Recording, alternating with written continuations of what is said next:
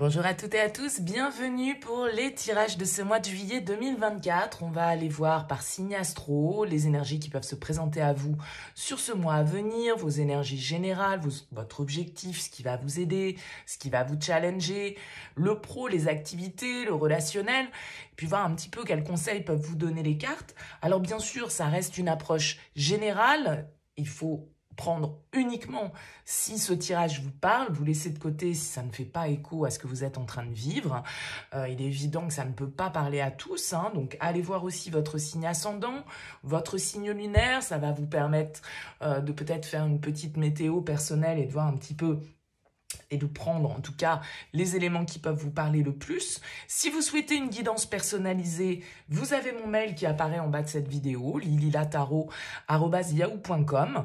Je fais toujours une approche préalable avant la première consultation pour voir si je cerne bien votre situation. Donc, le but, c'est de savoir s'il est intéressant de poursuivre nos échanges. Donc, dans votre mail, ne me donnez que très peu d'éléments. J'ai juste besoin de votre prénom, votre date de naissance, éventuellement prénom et date de naissance des autres personnes qui peuvent être l'objet de votre questionnement.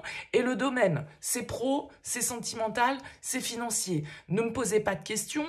Dans vos questions, bien souvent, il y a déjà des éléments de réponse sur la situation actuelle, donc restez le plus large possible. Je reviens ensuite, bien sûr, vers vous pour vous expliquer mon fonctionnement et les conditions. Voilà pour le préambule. On va utiliser pour ce mois de juillet le TV Series Tarot. Voilà, je ne sais pas si vous le connaissez. Il est illustré de manière assez sympa, assez marrante. On va regarder ça ensemble. J'ai déjà utilisé dans différents tirages, mais ça fait un petit moment que je crois ne pas l'avoir mis sur des vidéos. Voilà pour cette introduction. On se retrouve tout de suite pour le tirage. Bienvenue les scorpions pour les énergies de ce mois de juillet. On regarde ici votre énergie principale, votre objectif, votre force, le défi, le conseil, votre vie active, votre vie relationnelle, votre vie intérieure et comment vous sortez de ce mois de juillet. Alors, vous avez les scorpions en dos de deck, la carte du 10 d'épée. Alors, la 10 d'épée, c'est jamais une carte forcément très fun. Vous le voyez, ce personnage, il est à terre, il a 10 épées plantées dans le dos, il est mort. C'est symboliquement la fin de quelque chose, la fin d'une étape, la fin d'une épreuve, la fin d'une souffrance, la fin d'une difficulté, d'un stress, puisque on arrive au 10, et c'est là la bonne nouvelle, c'est qu'on arrive au bout justement de cette difficulté. Et on va pouvoir, avec la 10 d'épée, envisager le renouveau, envisager de mettre en place de nouvelles choses, se libérer de certaines pensées qui étaient paralysantes, qui étaient, comme je le disais, peut-être source d'angoisse, de stress, de négativité.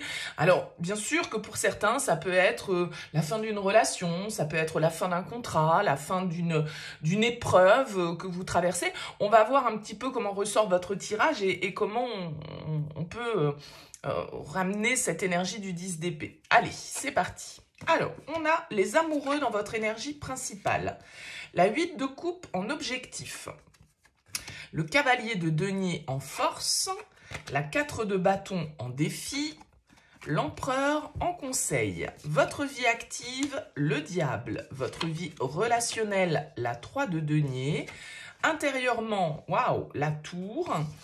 Et on finit ce mois de juillet avec le 7 de coupe. Ok, alors qu'est-ce qu'on a? On a quand même ici 4 arcanes majeurs, les amoureux, l'empereur, le diable et la tour.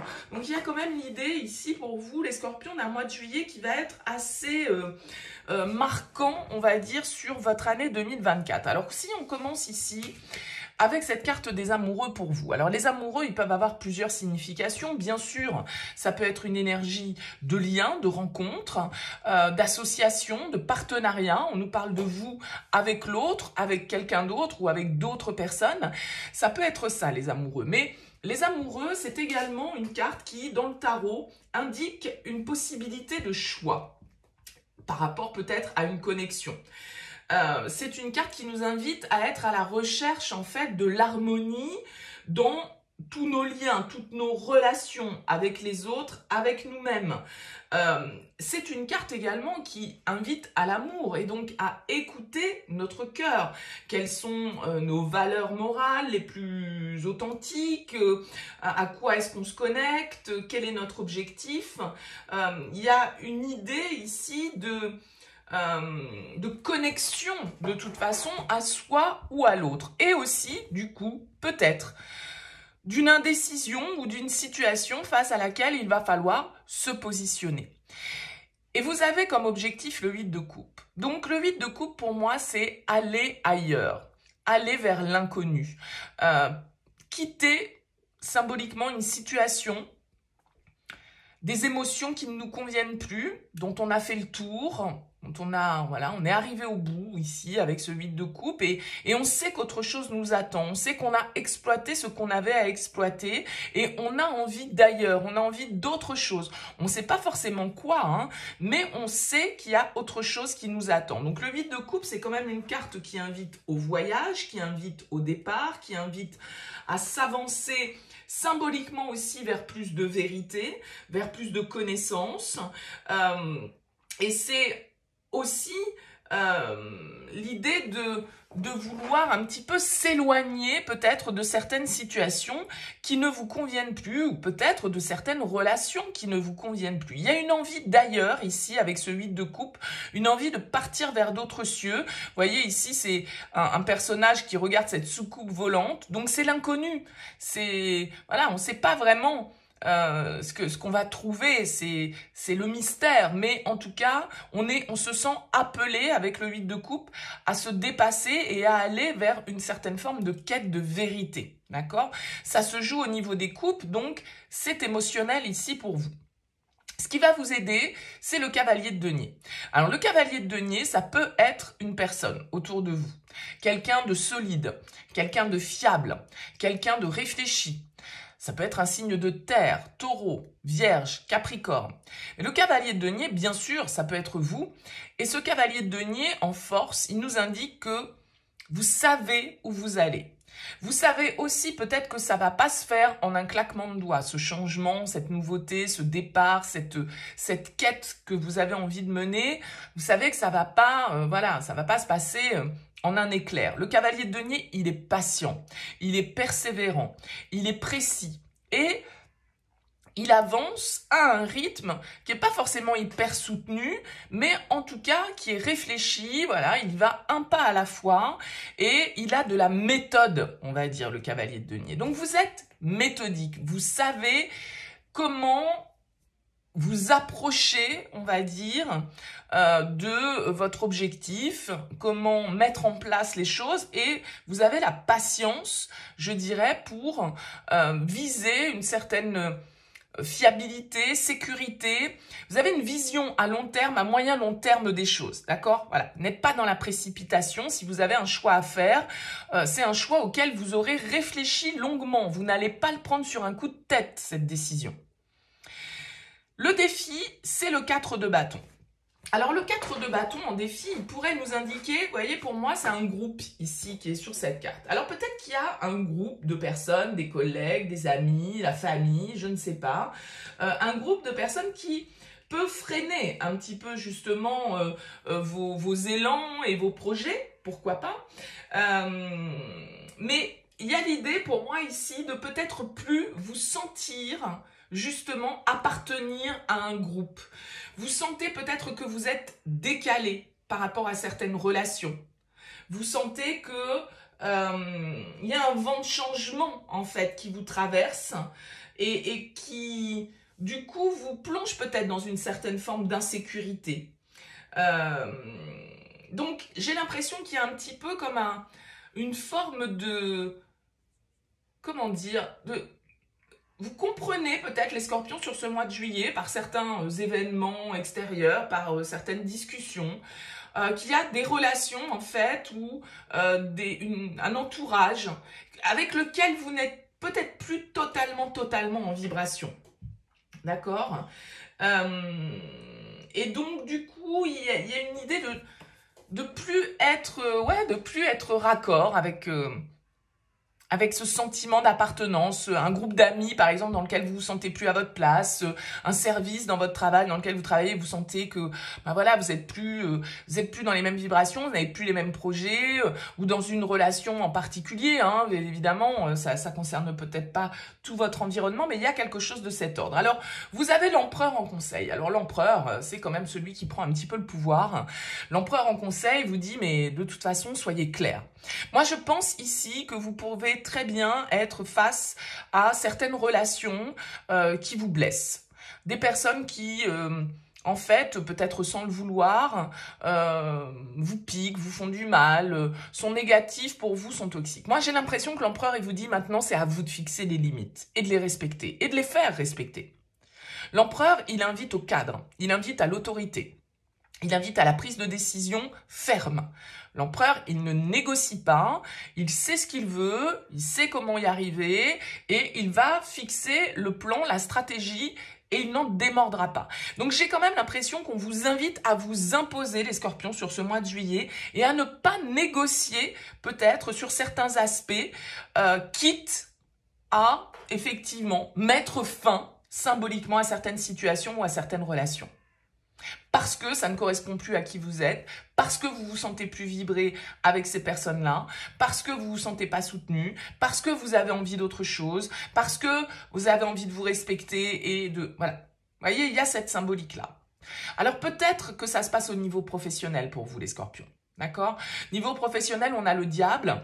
Et du coup, avec le diable, il y a quand même ce côté contrôle. Il y a quand même ce côté dominant. Domination, humiliation, pouvoir, lien, emprisonnement. Il y a ce côté comme ça avec le diable, d'accord? Ces deux personnes là, elles sont enfermées et lui, il est au-dessus, il est en train de tout contrôler. Donc peut-être que vous vous sentez enfermé dans votre vie professionnelle. Peut-être que vous avez envie de vous libérer de cette situation pour vivre de manière un petit peu plus libre, un petit peu plus passionnée, un petit peu plus indépendamment des autres, d'accord? Cette carte du diable, bien sûr, peut nous parler de passion, de détermination, justement, à sortir du cadre et à faire ce que bon vous semble. Maintenant, il y a toujours un aspect positif, un aspect négatif. C'est pour ça que je dis, ça peut très bien être au niveau professionnel, où vous vous rendez compte que vous avez des décisions à prendre parce que vous ne vibrez plus dans votre travail, vous vous sentez plus à votre juste place dans ce groupe de travail, que vous avez envie de partir, ça fait un moment que vous y réfléchissez, vous avez déjà un petit peu planté déjà des graines avec ce cavalier de denier, et il est peut-être temps pour vous, eh bien, d'acter les choses, de prendre des décisions, de poser des actions avec cette carte de l'empereur pour vous libérer d'une situation qui est un peu aliénante, qui est un petit peu contraignante avec cette carte du diable. Ça peut être aussi, bien sûr, le diable ici, l'idée d'asseoir aussi votre pouvoir. Parce que ça va un petit peu aussi avec cette énergie de l'empereur qui est autoritaire et qui fixe les règles. Bon, bah avec le diable aussi, hein, donc il y a ce côté un peu affirmation. Peut-être un signe du Capricorne hein, qui influence dans votre tirage avec ce cavalier de denier et cette carte du diable. Bon. Au niveau relationnel, on a la 3 de denier. Alors la 3 de denier, j'ai quand même plutôt l'impression, c'est pour moi une carte assez positive dans le sens où elle nous parle de communication, elle nous parle d'entraide, elle nous parle de collaboration, de co-création, on apprend, on construit, on discute, nos échanges avec les autres sont constructifs, on apprend des autres, on communique aussi notre savoir. Il y a quand même une notion au niveau relationnel ici d'échange, donc je pense qu'ici, tout compte fait, c'est peut-être pas forcément dans ce domaine-là de vie que ça se joue, c'est peut-être plus au niveau professionnel, mais bien évidemment, ça peut être différent pour chacun d'entre vous. En tout cas, la 3 de denier, c'est quand même une carte qui nous parle de comprendre que on est plus puissant à plusieurs que seul, d'accord? Donc, il y a une forme de collectivité, il y a une forme de compagnonnage presque un petit peu avec cette carte, mais peut-être aussi, puisque c'est une carte qui symbolise le travail, eh bien, encore une fois, peut-être que ce tirage, il marque l'aspect sur ce domaine-là de votre vie. En tout cas, intérieurement, vous prenez conscience des choses. Vous avez la tour intérieurement. Et la tour, bah parfois, elle vient nous mettre une petite claque. D'accord? La tour, c'est un peu, elle vient nous faire chuter, elle vient nous faire tomber, elle vient nous faire comprendre. Et peut-être que c'est ça qui va se passer. Vous allez peut-être avoir une personne dans votre entourage professionnel ou personnel qui va vous planter cette épée dans le dos. Et là, vous allez comprendre à qui vous avez affaire. Et là, vous allez ouvrir les yeux peut-être sur certaines situations, sur certaines relations auxquelles vous vous cramponnez, auxquelles vous vous accrochez, alors qu'en fait, tout ça, c'est plus une histoire de rester dans sa zone de confort parce que la perte nous fait peur. Mais la tour, elle vient nous chambouler, elle vient parfois instaurer le chaos, mais toujours pour nous faire comprendre effectivement qu'on n'était pas à la bonne place et qu'il vaut mieux sortir d'une situation dans laquelle vous étiez plutôt dans les sables mouvants. D'accord? Donc, il y a un changement assez soudain intérieurement. Ça peut être un événement extérieur qui vient vous faire prendre conscience des choses. Et ce que vous pensiez être solide, peut-être ce que vous pensiez être immuable, eh bien en fait ne l'est pas.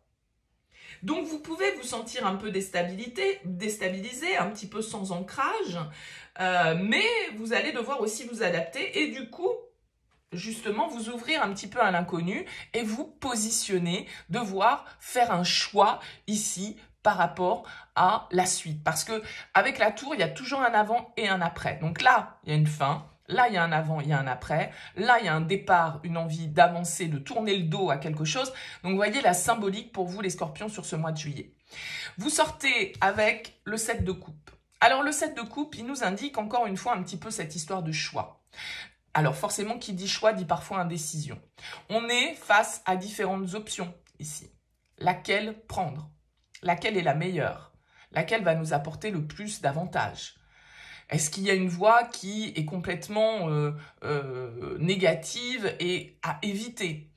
C'est un petit peu ce questionnement-là, le 7 de coupe. C'est une carte, en tout cas, qui nous parle d'un certain côté de nos choix, hein, et donc peut-être de confusion, mais aussi d'essayer d'aller voir un petit peu au-delà des apparences, d'accord? Parce que on peut, avec le 7 de coupe, s'illusionner un petit peu.